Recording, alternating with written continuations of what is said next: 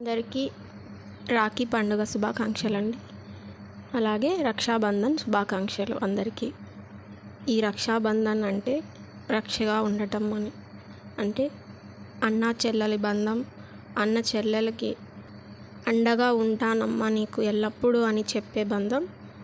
అలాగే అమ్మలో సగం నాన్నలో సగం అన్నట్లుగా అన్న అనే అర్థాన్ని తీసుకొచ్చారు కదా మనకు పెద్దలు.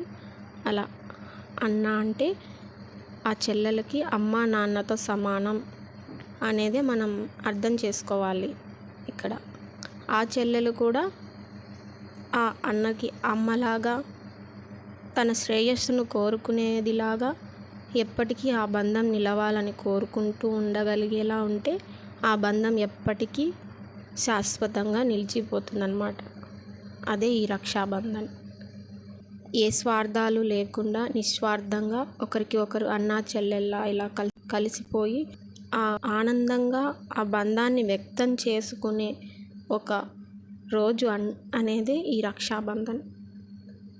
ఒక వెలుగు వెలిగేలాగా ఉండాలి ఈ బంధం అనేదిలాగా రాఖీ పూర్ణిమ అని కూడా అంటారు.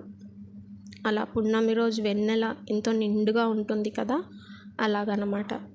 ఆ బంధం ఎల్లప్పుడూ అలాగే వెలుగుతూ ఉండాలని అందరికీ, అన్న చెల్లెళ్ళకి, అక్క తమ్ముళ్ళకి, ఎవరెవరికైతే సోదరులు ఇలా ఉన్నారో వారి అందరికీ మరొకసారి రక్షాబంధన్ శుభాకాంక్షలు.